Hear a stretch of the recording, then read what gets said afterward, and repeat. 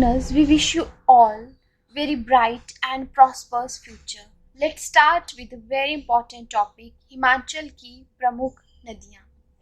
Learners, Himachal Pradesh की प्रमुख नदियाँ जानने से पहले हमें ये जानना है कि वो किस नदी तंत्र को बिलोंग करती हैं. तो आइए सबसे पहले जानते हैं कि नदी तंत्र होता क्या है. What is a river system. Learners, क्या आप जानते हैं भारत नदियों का देश है. भारत को नदियों का देश भी कहा जाता है. भारत में बहुत सारी छोटी बड़ी नदियां बहती हैं. अगर आप भारत का ओवरव्यू लेंगे, दैट मीन्स अगर आप भारत को ऊपर से देखते हैं तो आपको भारत एक नदियों के जाल से घिरा हुआ दिखाई देगा. इसमें छोटी बड़ी हर प्रकार की रिवर है. अब ये सारी रिवर किसी न किसी रिवर सिस्टम नदी तंत्र को बिलोंग करती है. आओ जानते हैं कि नदी तंत्र होता क्या है. लर्नर्स, कोई भी एक नदी तंत्र है वो नंबर ऑफ रिवर से मिलकर बना होता है. इसमें छोटी बड़ी हर टाइप की रिवर्स होती हैं, लेकिन एक मेन रिवर होती है. मेन रिवर जो है वो अपने उद्गम, अपने ओरिजिन से लेके एंड तक किसी सागर में मिलने तक या किसी लेक में मिलने तक लगातार बहती है.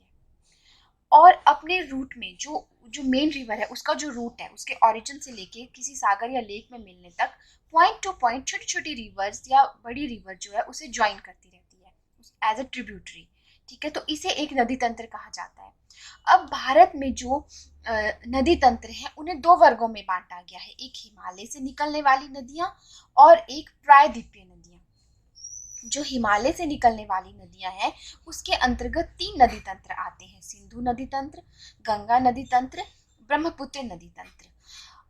लर्नर्स, अभी हम इस नदी तंत्र के बारे में इतना ही जानेंगे इस वीडियो में. अगर आप चाहते हैं कि हम इन नदी तंत्र के ऊपर एक कंप्लीट वीडियो लेकर आएं तो प्लीज कमेंट सेक्शन में कमेंट करें.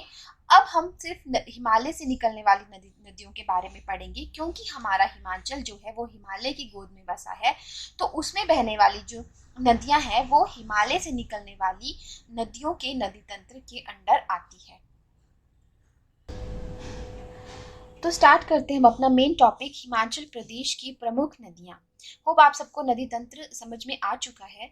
तो हमारे हिमाचल प्रदेश की जो प्रमुख नदियां हैं, हिमाचल प्रदेश जिन नदियों से अपनी भूमि को सींचता है, अपनी लोगों की ज़रूरतों को पूरा करता है, वो है सतलुज, व्यास, रावी, चिनाब और यमुना. ये जो नदियां हैं वो सिंधु नदी तंत्र और गंगा नदी तंत्र को बिलोंग करती है. ब्रह्मपुत्र नदी के बारे में, तंत्र के बारे में यहाँ बात नहीं करेंगे, क्योंकि हिमाचल प्रदेश में बहने वाली कोई भी नदी ब्रह्मपुत्र रिवर सिस्टम को बिलोंग नहीं करती है. तो जो हमारी हिमाचल प्रदेश की 5 मुख्यतः नदियां हैं उसमें से 4 नदियां सतलुज, व्यास, रावी और चिनाब जो है वो सिंधु नदी तंत्र के अंतर्गत आती हैं. और यमुना नदी, ठीक है, वो गंगा रिवर सिस्टम के अंडर आती है. टोंस, पब्बर, गिरी, बाटा ये सब यमुना की ट्रिब्यूटरीज हैं. और यमुना जो है वो गंगा रिवर सिस्टम में जाकर फिर मिल जाती है. तो इस तरह से जो है ये जो हिमाचल में ही यमुना की ट्रिब्यूटरीज है. ठीक है, अब हम बात करते हैं सिंधु नदी तंत्र के बारे में. सिंधु नदी तंत्र की जो मेन नदी है वो सिंधु नदी है. ठीक है, तो ये सारी रिवर्स जो हैं सिंधु नदी में हिमाचल से निकलने के बाद सिंधु नदी तंत्र में जाकर मिल जाती हैं. ठीक है, सतलुज, व्यास, रावी, चिनाब. और ये जो आप सिंधु नदी तंत्र है उसका जो उद्गम है वो तिब्बत में है. तिब्बत में है. तिब्बत में एक बोखरचू जगह है कैलाश पर्वत में, उसके बिल्कुल नजदीक एक ग्लेशियर है. वहां से जो है आपकी सिंधु नदी निकलती है. और अरब सागर में मिलने से पहले हिमाचल से निकलने के बाद ये सारी की सारी नदियां भी जाकर सिंधु नदी तंत्र में मिल जाती हैं. ठीक है, और ये एक मतलब इम्पॉर्टेंट पॉइंट है जो आपने याद रखना है कि तिब्बत में सिंधु नदी को सिंधु नदी नहीं कहा जाता, इसे वहां पर सिंगी खबान कहा जाता है. सिंगी खबान का अर्थ होता है शेरमुख. ठीक है, और इसे सिंधु नदी तंत्र के साथ साथ इंडस रिवर भी कहते हैं. ठीक है, अब हमारा ये जो गंगा रिवर सिस्टम है इसकी जो मेन रिवर है वो है यमुना. टोंस, पब्बर, गिरी, बाटा यमुना की ट्रिब्यूटरीज हैं जो हिमाचल प्रदेश में ही यमुना को ज्वाइन कर लेती हैं. इसीलिए हमने ये जो मेन रिवर है यमुना, इसे एक मेन रिवर कहा है. ये जो आपके गंगा रिवर सिस्टम है इसमें गंगा जो है वो मेन रिवर है. उसका उद्गम कहाँ पर है? उत्तर प्रदेश में.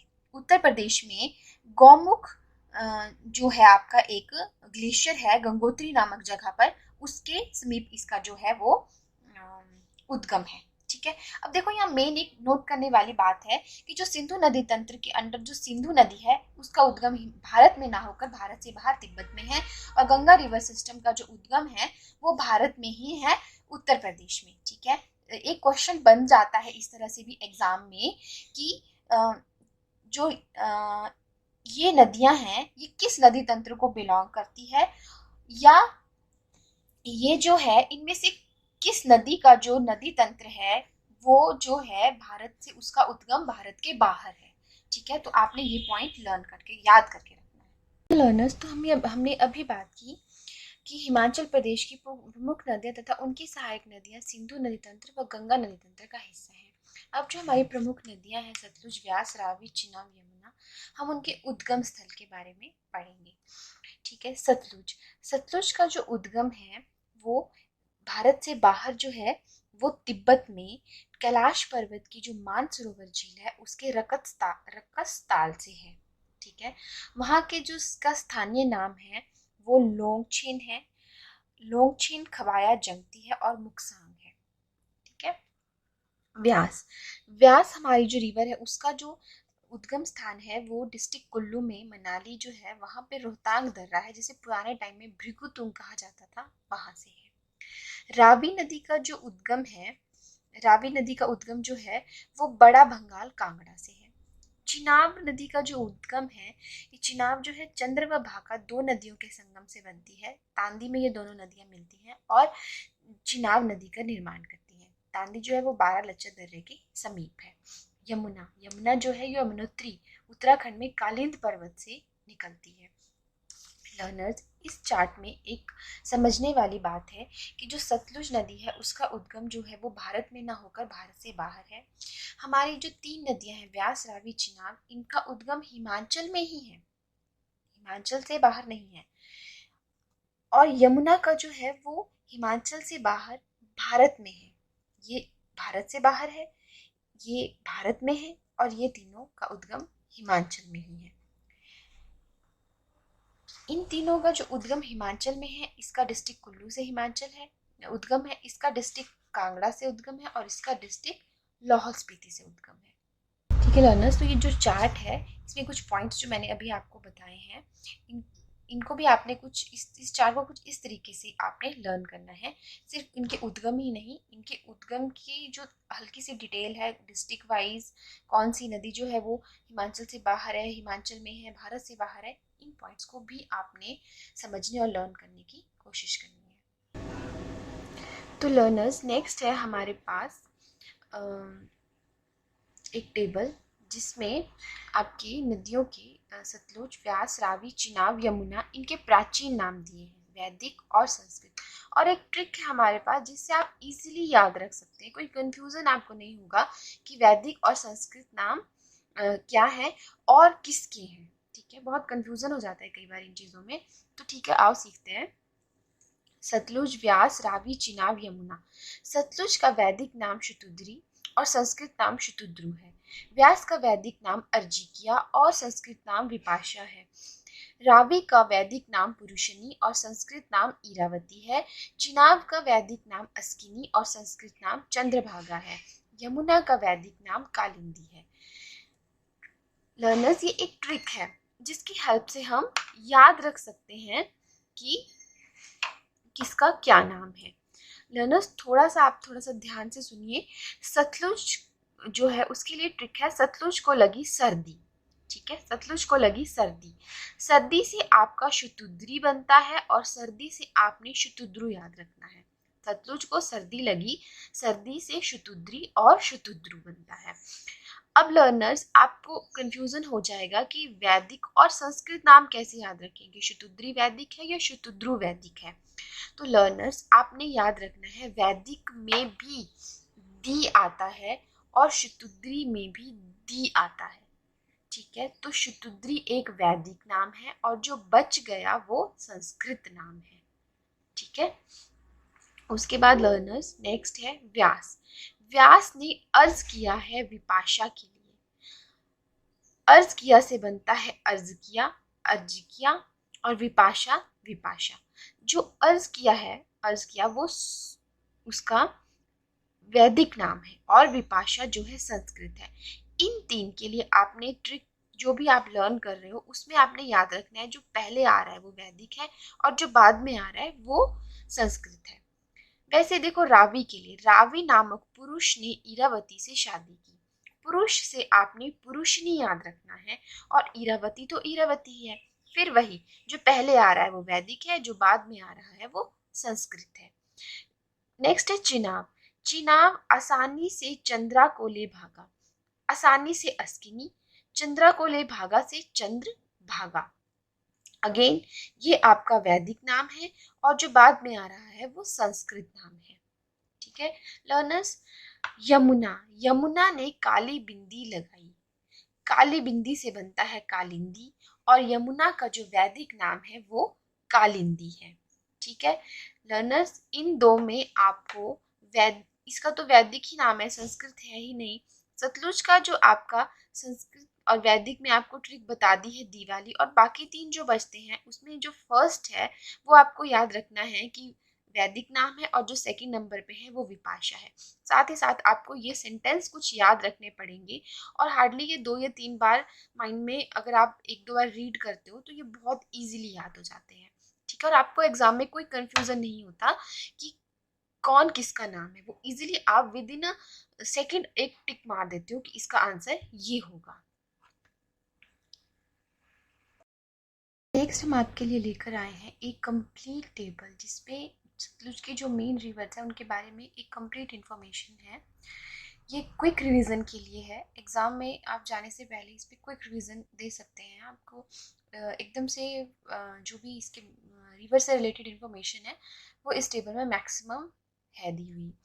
तो चलो अब बात करते हैं। सबसे पहले हमारे पास रिवर्स हैं सतलुज, व्यास, रावी, चिनाब, यमुना। सबसे पहले सतलुज की बात करते हैं।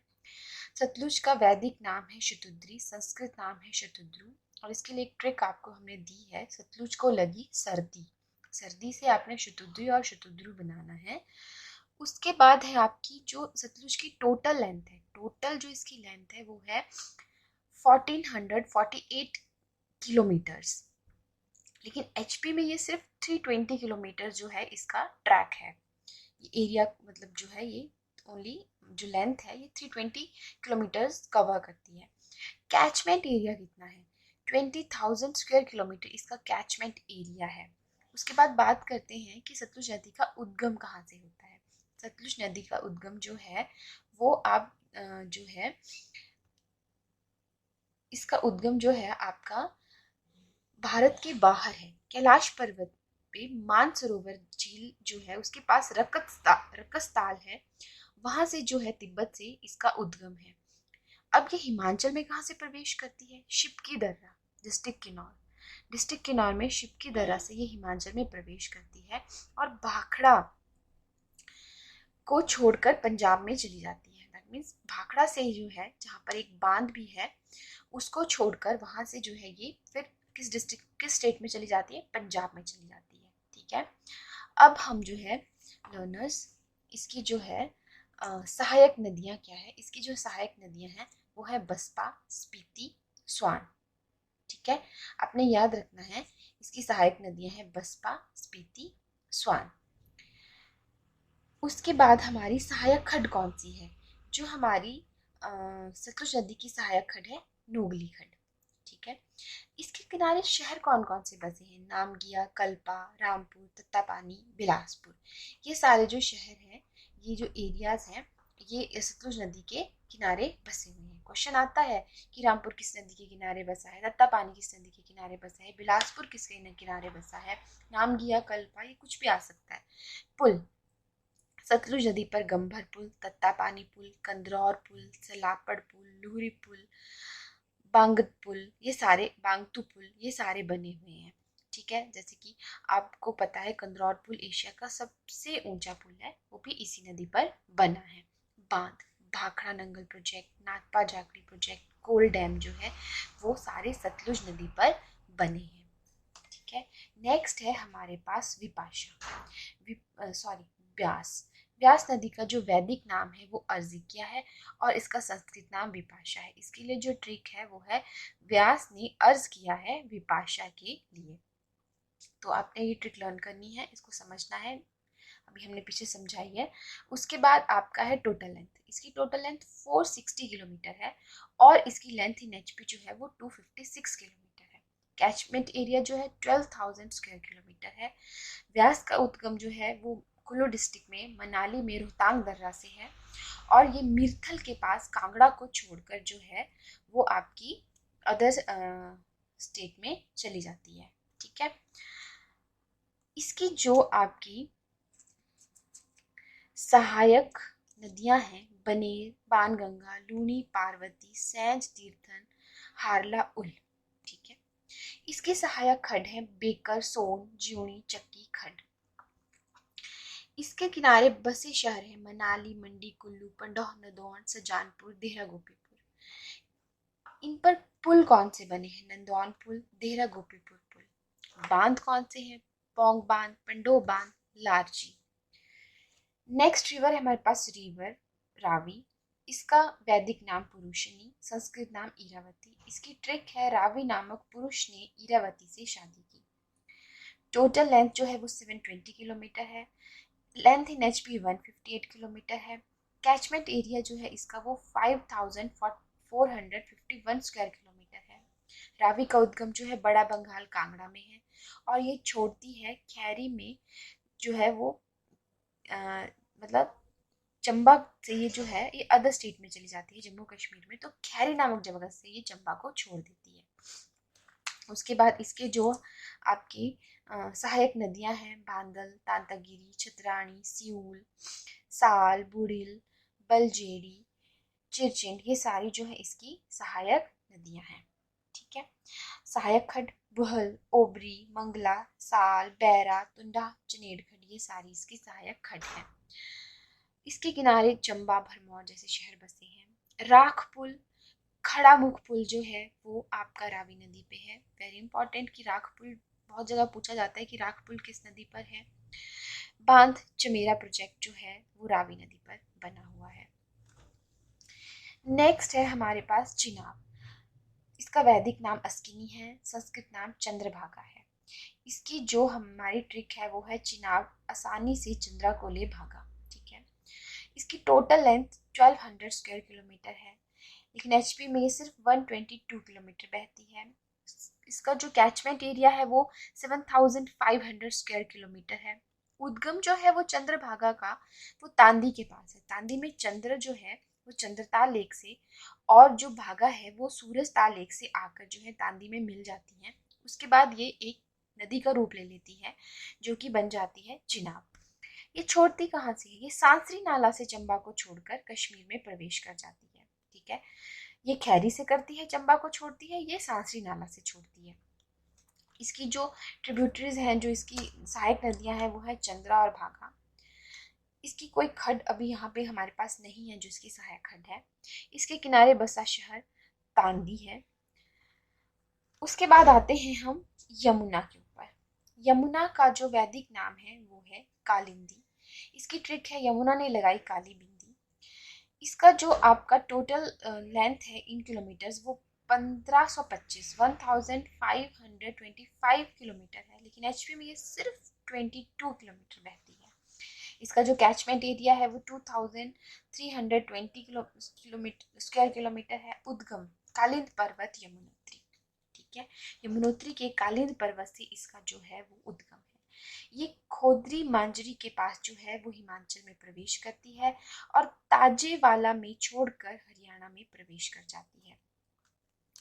उसके बाद आपकी गिरी, आंध्रा, टॉन्स, पब्बर जो है वो इसकी सहायक नदियां हैं। उसके बाद ये पौंटा साहिब जो शहर है वो इसके किनारे बसा है। सतौन पुल और गिरी पुल इस नदी पर बने पुल हैं। ठीक है दोस्तों, अब ये जो है एक टेबल है, ये कंप्लीट टेबल है। ठीक है, जिसमें आपको जो है इंफॉर्मेशन दी गई है। इससे बहुत सारे क्वेश्चंस बनते हैं। देखो जैसे कि है आपको ये एक टेबल को एक बार समझने के बाद इसको थोड़ा सा एक ट्रिकी वे में लर्न करना है। Total length in kilometres. अगर आप देखो कि वैसे देखो यहाँ से आप देख सकते हो कि सबसे लंबी रिवर कौन सी है? सतलुज है। ठीक है, सतलुज है। लेकिन अगर आप टोटल लेंथ के हिसाब से देखते हो, सिर्फ हिमाचल में नहीं, तो टोटल लेंथ यमुना की सबसे ज्यादा है, लेकिन हिमाचल में यमुना सबसे कम है। ठीक है, और अगर जितनी भी रिवर्स है उनमें अगर आप टोटल लेंथ देखते हो तो व्यास की सबसे कम है।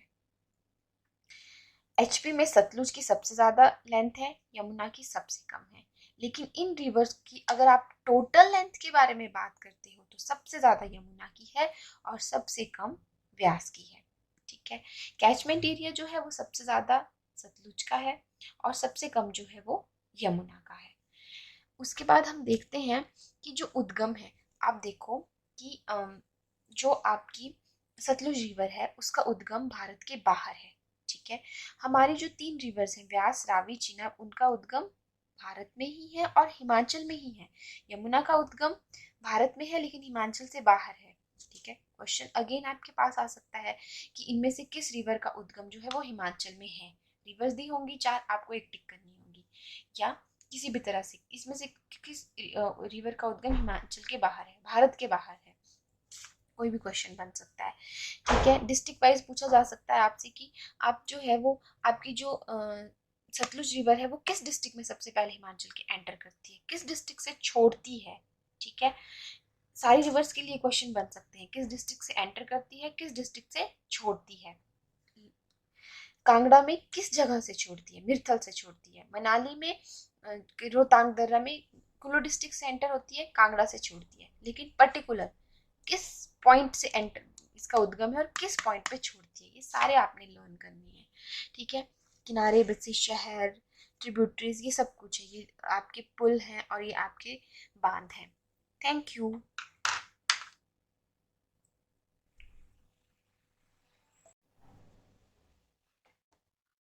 लर्नर्स, ये वीडियो था हमारा रिवर्स के ऊपर। हमारे पास रिवर्स के ऊपर एक और वीडियो है जिसमें हमने रिवर्स के की पॉइंट्स दिए हुए हैं क्विक रिवीजन के लिए, आप ज़रूर जाकर उस वीडियो को देखें। हम आपको जो है डिस्क्रिप्शन बॉक्स में नीचे लिंक दे देंगे, तो उस लिंक पर जाकर आप उन वीडियोस को देख सकते हैं। हमारे पास एक क्विज भी है जिसमें इसमें इसके ऊपर आने वाले मैक्सिमम क्वेश्चंस को कवर किया गया है, एमसीक्यूज उसको कहेंगे। तो आप प्लीज़ उस वीडियो को भी जाकर उन एमसीक्यूज को भी करें ताकि आपका ये जो टॉपिक है वो कम्प्लीटली जो है वो बिल्कुल ही बिल्कुल पक्का हो जाए, एग्जाम में आप इसके लिए हर तरह से रेडी हो जाए। Thank you.